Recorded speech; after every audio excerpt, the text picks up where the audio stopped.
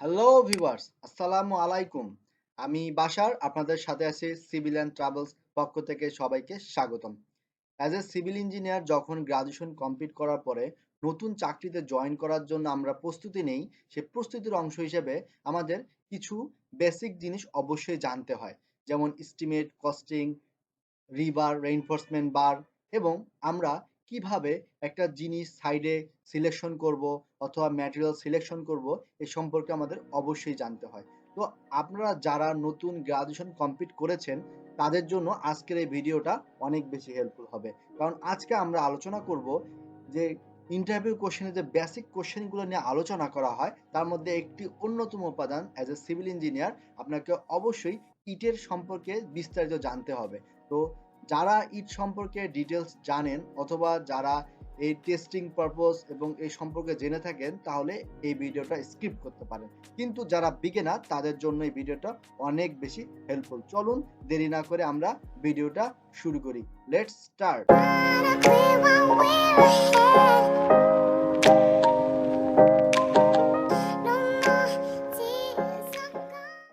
Dear viewers, আজকের ভিডিওর মাধ্যমে আমরা জানার চেষ্টা করব ইটের বিস্তারিত সম্পর্কে, যে ইট কি ধরনের ইট আমাদের দেশে পাওয়া যায়, কনস্ট্রাকশন সাইডে কি কি ইটের পরীক্ষা করা হয়।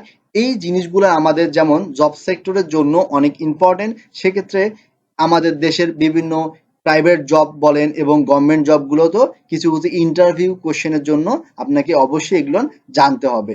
তো চলুন দেরি না করে আমরা মূল পর্বে চলে আসি। ইট সাধারণত রেক্টাঙ্গুলার শেপে হয়ে থাকে এবং এটি সাধারণত আমাদের ওয়াল, প্যারাপেট ওয়াল গাঁথনির জন্য এটা ব্যবহার হয়ে থাকে।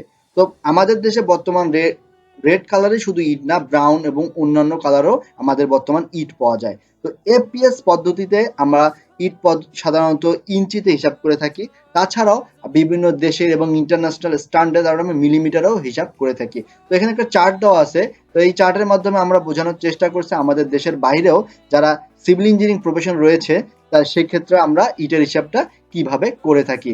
তো ভিউয়ার্স, এখন আমরা দেখব আমাদের দেশে যে ধরনের ইট পাওয়া যায় এবং এই জিনিসটাকে একটা চার্টের মাধ্যমে আমরা বোঝার চেষ্টা করব যে type of bricks, use of bricks, test method of bricks, আর বর্তমান আমাদের দেশে ইটের প্রাইস কিরকম সেটা সম্পর্কে আমরা জানবো। একটা জিনিস বলে রাখি, ইটের প্রাইস কিন্তু সবসময় আপস অ্যান্ড ডাউনস করে। তো আপনারা যারা মনে করতেছেন আজকের ভিডিও দেখে আপনি ইটের দাম সম্পর্কে ফুল জানতে পারবেন, এমনটা না, কারণ ইটের দাম কিন্তু কন্টিনিউ আপস অ্যান্ড ডাউনস করে। তো সে সম্পর্কে আপনাকে অবশ্যই সঠিক ধারণা নিয়ে কাজ করতে হবে। তো প্রথমে আমরা দেখব টাইপস অফ ব্রিক্স। এখানে সাধারণত সানবার্ন বা আনবার্ন ক্লে টাইপ ব্রিক্স রয়েছে। এরা সাধারণত আমরা কনস্ট্রাকশন সাইডে ইউজ করি না, তবে টেম্পোরারি স্ট্রাকচারের ক্ষেত্রে এই ইটগুলা ইউজ করে থাকে, যেটার কস্টিংটা কম, এবং কিন্তু কস্টিং কম হলেও এটা কিন্তু সাধারণত ওয়াটার রেসিস্ট্যান্স এবং ফায়ার রেসিস্ট্যান্স হয়ে থাকে না, এটা ভঙ্গুর টাইপের হয়ে থাকে। তারপর আমরা জিনিসটা দেখতেছি বার্ন ক্লে ব্রিক্স। এরা সাধারণত আমাদের দেশে সবচেয়ে বেশি ব্যবহৃত হয়, যেমন first class, second class, third class এবং ফোর্থ ক্লাস ইট। তো ফার্স্ট ক্লাস ইটটা সাধারণত উজ্জ্বল বর্ণের হয়ে থাকবে এবং এটা শেপ এবং ইট সাইডগুলো অনেক তীক্ষ্ণ হয়ে থাকবে এবং স্মুথ সারফেস, আপনি দেখলেই বুঝতে পারবেন। সেকেন্ড ক্লাস ব্রিকটাও সাধারণত রেগুলার শেপ হয়ে থাকে, তবে এখানে আনইভেন কিছু গ্যাপ এবং কিছু ল্যাকিংস থাকে এবং কালারটা ফার্স্ট ক্লাস ব্রিকের মতো অত উজ্জ্বল থাকে না। থার্ড ক্লাস ব্রিকটা সাধারণত একটু কুচকে টাইপের হয়ে থাকে, অথবা এক সাইডে বেশি পড়া হয়ে থাকে, এক সাইডে কম পড়া হয়ে থাকে, তো এটা আনইভেন শেপ হয়ে থাকে। এবং ফোর্থ ক্লাস ইট তো সবচেয়ে বেশি খারাপ, যেটা আমাদের কনস্ট্রাকশন সাইডে ব্যবহার না করাই ভালো। তবে আমরা যারা পার্টিশন ওয়ালের মাধ্যমে অনেক যাদের বাজেটটা একটু কম থাকে তারা অবশ্যই থার্ড ক্লাস ইটটা পার্টিশনে ইউজ করতে পারেন। আরেকটা টাইপ আছে সেটা ফ্লাই অ্যাশ ব্রিক এবং concrete type brick. Fly ash brick ইটটা হচ্ছে সাধারণত লাইট ওয়েট এবং এটা সেলফ ওয়েটটা খুবই কম। যারা আমরা অ্যাপার্টমেন্ট করে থাকি সেখানে আমরা কিন্তু এই ফ্লাই অ্যাশ ব্রিকটা ইউজ করতে পারি, যেটা আসলে অবশ্যই হাই স্ট্রেংথ এবং হলো ফায়ার ইনসুলেশন সিস্টেমও রয়েছে, যেটা এখন বর্তমান বিভিন্ন ইন্ডাস্ট্রিয়াল ফ্যাক্টরিতে যে ফ্লাই অ্যাশ ব্রিক এবং কনক্রিট ব্রিকটা হয়ে থাকে, ইউজ করা হয়ে থাকে। তো কনক্রিট ব্রিকটা হচ্ছে সাধারণত এটা হলো সিমেন্টের একটা ম্যাটেরিয়ালস দিয়ে তৈরি, যেটা হলো সিমেন্ট, বালি সবকিছু মিলে একটা তৈরি করা, এবং এটা কিন্তু বর্তমান আমাদের দেশে সবচেয়ে বেশি ইউজ হচ্ছে এবং এটা অবশ্যই পরিবেশ বান্ধব, যেটা আপনি সাধারণত আমাদের দেশে কনস্ট্রাকশন সাইট বিল্ডিং গুলাতে ইউজ করে থাকে এবং এটা কিন্তু টেম্পারেচারও কন্ট্রোল করে থাকে রুমের ভিতরে। এখন আমরা জানবো ইঞ্জিনিয়ারিং ব্রিক্স। এটা সাধারণত হাই কম্প্রেসিভ স্ট্রেংথ এবং হলো ফোর্স রেসিস্ট্যান্ট অ্যান্ড আসলে অ্যাসিড রেসিস্ট্যান্স। এটা সাধারণত আমরা দেখবো রিয়েল এস্টেট কোম্পানিতে পার্টিশন ওয়াল অথবা একটা রুম থেকে আরেকটা রুমের যে আমরা ইনসাইড ওয়াল বলে থাকি, এই ওয়ালের মধ্যে আমরা কিন্তু এই ব্রিকগুলো ইউজ করে থাকি। এই যে তিনটা গর্ত দেখতেছেন, এই গর্তগুলোর মধ্যে সাধারণত রেইনফোর্সমেন্ট বার দেওয়া হয়, যার কারণে এই ওয়ালগুলা তুলনামূলক অনেক স্ট্রং হয়ে থাকে এবং এরা সাধারণত বাসা বাড়িতে ইউজ হয়ে থাকে ফর টেম্পারেচার কন্ট্রোল রাখার জন্য রুমের।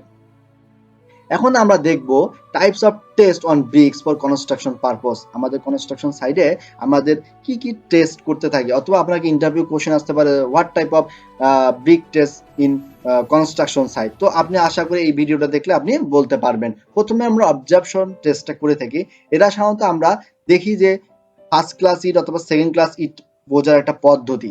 তো একটা ইটকে যখন আমরা 24 ঘন্টা পানির মধ্যে ভিজায় রাখবো, যদি সেটা ফার্স্ট ক্লাস ইট হয়ে থাকে অবশ্যই তার যে প্রথমের যে ওজন এবং ভেজানোর পর যে ওজন, এটা 20%-এর বেশি ওভার করবে না। যদি 20% ওভার করে তাহলে বুঝতে হবে এটা ফার্স্ট ক্লাস অথবা ভালো ইট না।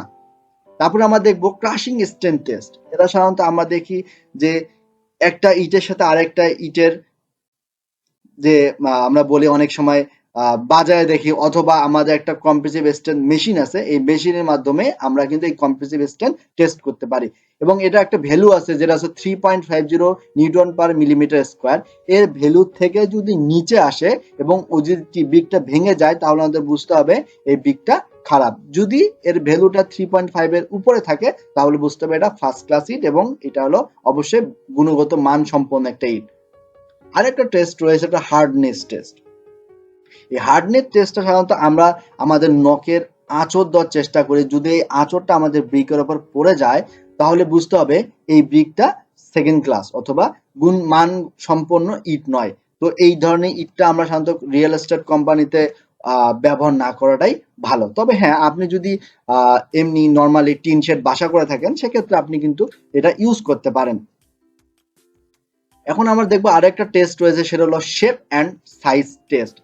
আমরা জানি যে আমাদের দেশে এফপিএস এবং পদ্ধতি এবং মিলিমিটার পদ্ধতিতে একটা ইটের মাপ রয়েছে। তো আপনি এই জিনিসটা বুঝবেন কিভাবে? আপনি যদি 15 থেকে 20টা ইট একসাথে রেখে দেন এবং প্রত্যেকটা ইটের যদি সেম ডাইমেনশন হয়ে থাকে তাহলে আপনি বুঝতে পারবেন সেই ইটটা ভালো এবং এটা আপনি কনস্ট্রাকশন সাইডে ইউজ করতে পারবেন এবং এটার কালার অবশ্যই অন্যান্য ইটের তুলনায় অনেকটা উজ্জ্বল হবে। তো কালার টেস্ট এটা হলো অবশ্যই বুঝতে পারবে যে কালার টেস্ট মিন্স আমাদের যে ইটটা ইউজ করতেছি সেই ইটটার কালারটা কিরকম। অনেক সময় যখন একটা ইটের কোয়ালিটি খারাপ হয়ে থাকে তাহলে উজ্জ্বলতা বর্ণটা থাকে না। সাউন্ডনেস টেস্ট, হ্যাঁ, সাউন্ডনেস টেস্ট মিন্স আমরা যখন কনস্ট্রাকশন সাইডে কোনো সিভিল ইঞ্জিনিয়ার অথবা সাইড ইঞ্জিনিয়ার থাকে এই টেস্টটা অবশ্যই করে নিতে হবে। কারণ যে দুটো ইটকে পাশাপাশি নিয়ে যদি আমরা আঘাত করে থাকি তাহলে আমাদের একটা মেটালিক সাউন্ড আসবে, তাহলে বুঝতে হবে ইটটা আমাদের ভালো। অথবা আমরা কাজ করতে পারি দুইটা ইটকে টি শেপ করে যদি 5 ফিট উপর থেকে বালি মাটিতে ফেলে দেই, যদি ইটটা না ভাঙে তাহলে বুঝতে হবে আমাদের ইটটা ভালো। আর যদি এটা ভেঙে যায় তাহলে বুঝতে হবে যে এইটা সাউন্ডনেস স্টেজে ভেঙে অ্যাপ্রুভ হয়নি, অথবা ইটটা যদি ভেঙে যায় তাহলে এটার গুণগত মান অবশ্যই খারাপ। এখন আমার লাস্ট একটা যে টেস্ট মেথড রয়েছে সেটা হলো ইফ্লুয়েন্স টেস্ট। এটা সাধারণত আমাদের লবণাক্ততা পরীক্ষা করা হয়। যদি কোনো ইটে লবণাক্ত পরিমাণ বেশি হয়ে থাকে সেই ইটটা কিন্তু সাদা বর্ণ হয়ে থাকে, অথবা আপনি দেখবেন স্যাঁতসেঁতে ভাব, এই যে পিকচারের মধ্যে দেখতেছেন পুরো স্যাঁতসেঁতে ভাব হয়েছে। তো এই ধরনের ইটগুলো কনস্ট্রাকশন সাইডে ব্যবহার না করাই ভালো। তো আমরা এখন জানবো ভিউয়ার্স যে আমরা কি কারণে ইট ব্যবহার করে থাকি। আমরা অনেকে মনে করি যে হ্যাঁ শুধুমাত্র দেওয়াল নির্মাণের ক্ষেত্রেই ইট ব্যবহার করা হয়। হ্যাঁ, দেওয়াল ব্যবহারের জন্যই ইট করা হয়, কিন্তু এর পরিস্থিতি এবং লোকেশন অনুযায়ী কিন্তু এর বিভিন্ন ব্যবহার রয়েছে। সো সেটাই আমরা জানবো যে কোনো আকারের দেওয়াল নির্মাণে এটা ইউজ করা হয়। ফ্লোরের মেঝে তৈরি করতে সাধারণত ব্রিক ইউজ করা হয়, সেটা ফার্স্ট ক্লাস সেকেন্ড ক্লাস সবই হতে পারে।